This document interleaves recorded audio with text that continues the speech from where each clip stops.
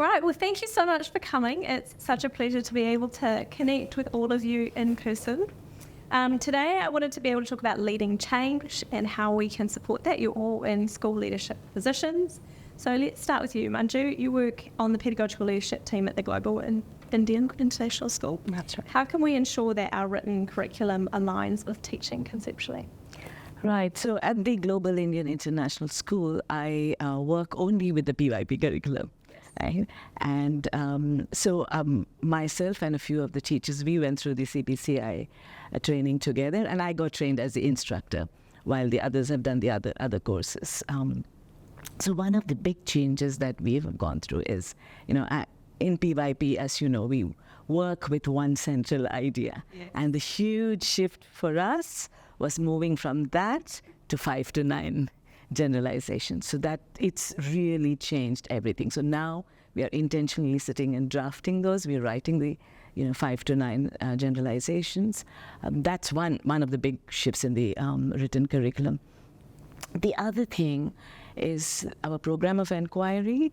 I find that now when we review it, it's a lot more conceptual.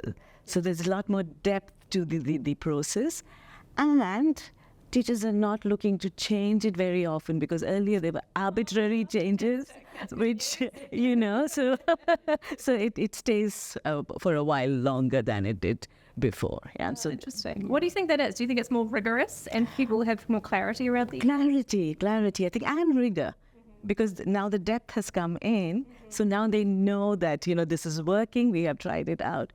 And so I think it's both, really. That's really interesting. I've never heard anyone say that before.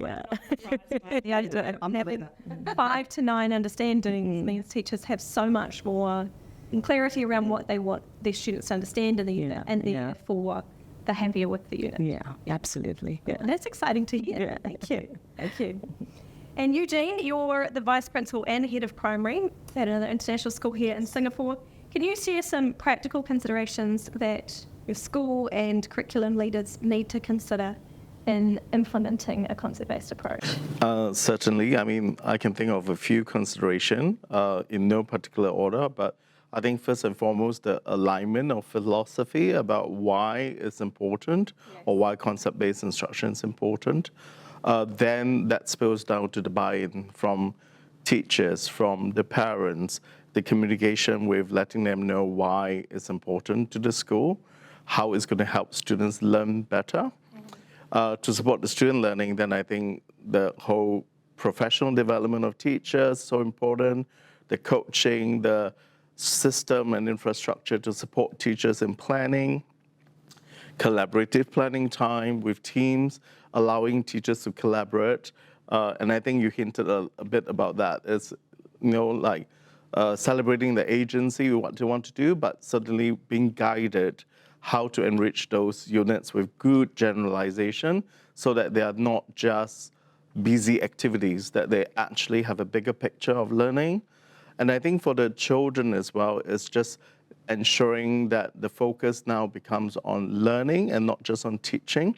I think a lot of traditional schools just look at teaching and plan for teaching. I think planning for learning would change, and that's something that I'm trying to do at my current school as well, because it changes the entire culture of the school. It changes how we evaluate what is a successful classroom experience.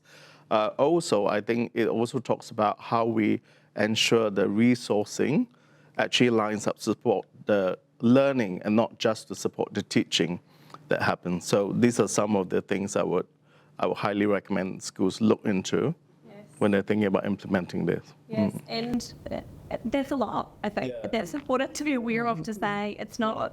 One of the things that we often see in schools is they have these strategic plans, but they've got so much on that plan.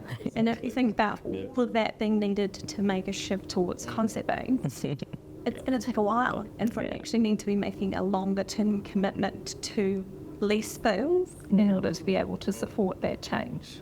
And if I may add just one last piece as we were talking that came to me was just also going back to evaluate on how it's really impacting on the school and adjusting, especially if you're in the initial phase of introducing it, I think that's so important as part of the growth mindset of the school as well. And Alyssa, you've been really thinking about evaluation in relation to the IB development plans in your role as both head of school and the learning deputy head of school and the learning and PYP coordinator in Melbourne, Australia. So how's that development plan been playing into your implementation of the program? Yeah, well, it was a big change, I guess, moving to the new 2020 standards and practices and the new evaluation process. So for us, it was looking at our 2018 experience and then looking at a new experience for our evaluation last year in 2023. So the really good thing about it was being able to develop or identify through the self-study process for us to identify our own areas that we wanted to develop. And of course, one of them was concept-based inquiry. And that came about partly as a reflection on our previous feedback and evaluation report, but also an interest amongst the staff. So we had identified a group of people that were really interested in being part of that.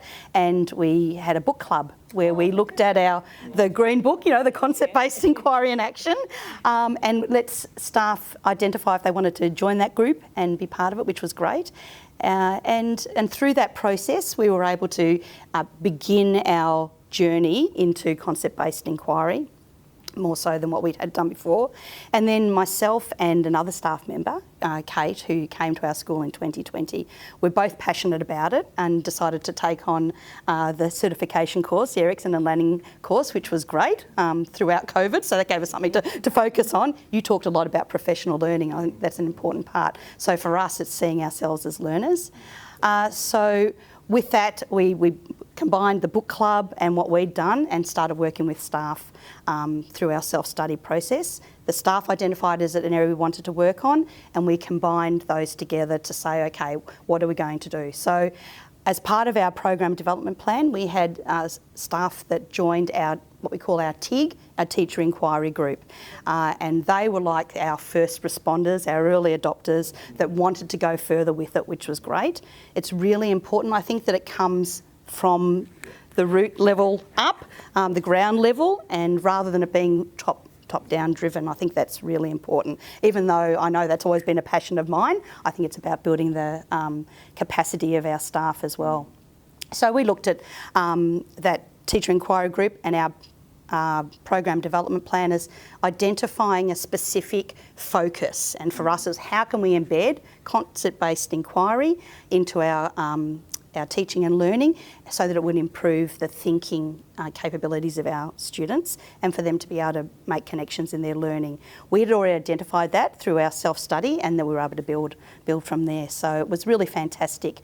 One of the good things about it was that for me in my role as the PYP coordinator, it was a bit of a two-pronged approach because that was my role as the whole school view, and Kate was able to come in as a classroom teacher and the leader of that Teacher Inquiry Group. So she was working very closely with them. We would talk about what we wanted to work on, and then I would be able to take that through my learning meetings. So we had those early adopters leading the way, which was fantastic, and it was really, really positive. In actual fact, in some ways, you and Kate were the very early implementers. We were, So yes. Yes, and it was built, yes, and it was very, very strong. And when it came to the actual evaluation visit itself, the program development plan just provided a framework and a template to achieve something that we identified that we wanted to achieve, which was fantastic. And one of the good things about it was that I actually stood back as the coordinator, and I wasn't even part of that meeting with the IB. And they said, well, why are you not? And I said, I don't need to be. I said, it's about these people, our staff, who've got the ownership and the interest, and they were able to present that to the visiting team with great results, which was good. But that's only the beginning. We're still going.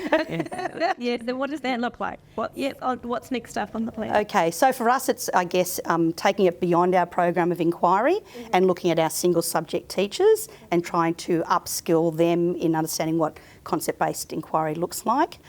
You were talking before about the 5 to 9 generalisations, and one of the big things for us has also been being able to connect the approaches to learning through that. So that's really improved our approach to that as well, which has been really, really good. So talk a little bit more about that for those who don't know what it would mean to approaches to learning. So for us, it's looking at our generalisations not just being purely knowledge-based, so some of them were knowledge-based, others were process-based, and being able to say at the start of a unit, what do we want our students to be able to do, understand and demonstrate, and that would develop an understanding around that. And then our questions, of course, to support that with our planning. Yeah, one of the things I really love about that is it helps to make the approaches to learning really age appropriate, because we think, well, what would we want a 5-year-old to understand about research skills, and how's that different to what we'd expect a 9-year-old or a 12-year-old to understand about research skills? So it helps us to get that conceptual specificity instead of on tick the box, we've all done research skills this year, but it actually helps us to kind of build a developmental progression. And that shift for us, a big part of it was that shift from the deductive inductive approach, because it really, for our PYP teachers that have been doing the program for a long time now, not giving the central idea or the understanding at the start of a unit was a really big shift and a big aha moment. And also as part of our PDP process, we were looking at running sessions where teachers could understand what it looked like. They kept saying, what does it look like? What does it look like? And running some modelled lessons for them put the staff in the seat as learners, and they could see, they understood what it looked like for their students in their class. Oh, okay. So modelling that scaffolding of generalising was really important part of that process as well. Yes, absolutely. Manju, tell me a little bit more about how you see CBI as a means to build coherence across and continuity across multiple areas. Yeah, that's something we struggle with in a school like mine, where there are multiple curricula. Yes. There are multiple programs too. There are multiple IB programs, but with gaps. So very often there is that tussle. That your children are not ready with this, and so we are constantly saying this to the different programs and the different curricula. So recently, that was the realization that I had when I was in conversation with some of the middle school teachers and coordinators, that really the content is what they are talking to us about, but we don't want content to be pushed down or pushed up or whichever, so we could, focus on concepts. And I've, I without any fail, I listen to almost any masterclass by Rachel.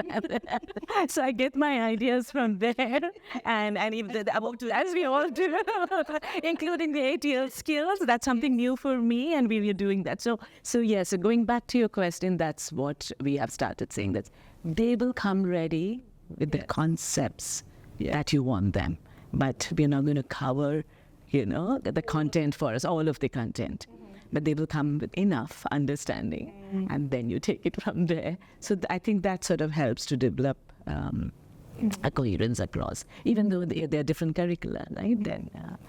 So it's to all of you as a group, I'd love to hear what your advice would be to schools who have been working in the IB programs for a long time, but haven't really yet delved into concept-based learning in a deeper way than just making sure that they're including key and related concepts in their planning. What advice would you give to say why they should get it started or how they could get it started?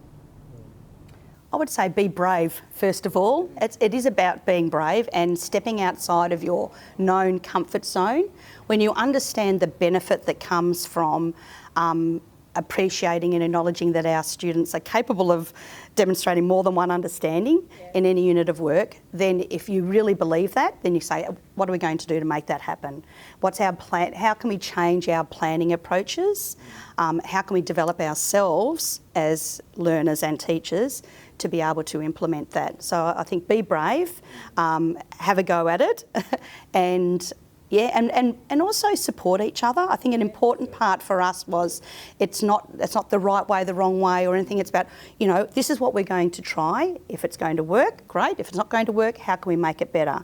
So I think that's really important that we look at it from that perspective. Yeah, just taking on from what Melissa said, it's my experience and experience of many teachers across schools that I visit have seen the same thing. It's the teachers who are really making the change because they're becoming aware. Obviously, there is a struggle, which is why they're looking out for something, right? So this is where they go, oh, what is this? And then they come back to the schools and talk about it. And in my school, again, it was the same. It's just that it happened that I was also investigating at the same time as the teachers. But if they were not, we really would not have made that shift. Yeah. So I think the teachers are looking out for something because there is something missing. And I think the IB knows this too, because I just concluded a workshop on teaching and learning for conceptual understanding. It's a very new workshop for the IB.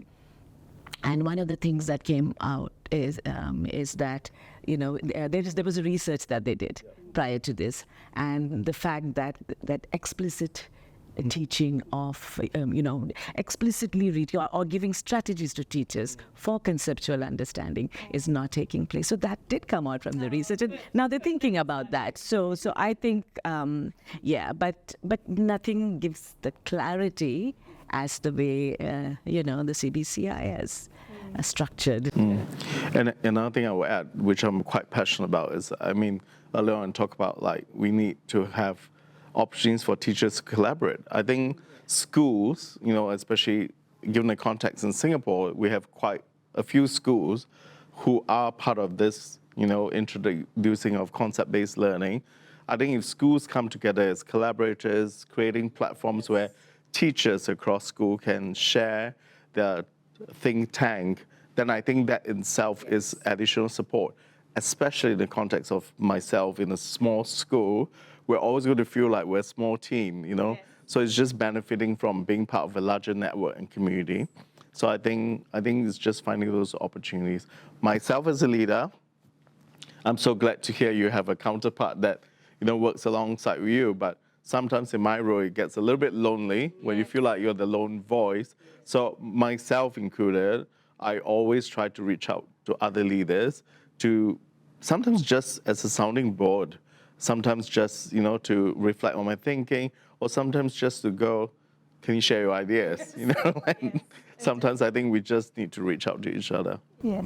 And hopefully at this conference, that'll be the starting point for many, more opportunities to collaborate. It's actually at a conference that Carla and I decided to write a book, so you never know what will come out of this one. Just wanted to add one more thing, and that was that one of the things that we looked at was our planning processes and the actual planning document itself. There's a lot more scope with what the planning document can look like. So for us, it was looking at how can we develop something that's going to help our teachers plan through a CBI approach, but still be true to the PYP principles. So it was we developed a planner that we've been trialling. It keeps changing and evolving over time with our feedback from our teachers on how we can make that. So it's actually very different to what we used before, but it's still very true to everything that we believe in terms of PYP, but also concept-based approach. So yeah, it's been, as I said, keep trying. Indeed. Yes. Indeed. Keep trying, stay connected. Well, thank you so much, Manju, Melissa and Eugene. It's been an absolute pleasure. Hopefully others who watch this will be able to reach out and connect with you too, and you can continue to share your leadership journey. All right. Hey, thank you. Thank you very much. Thank you so much.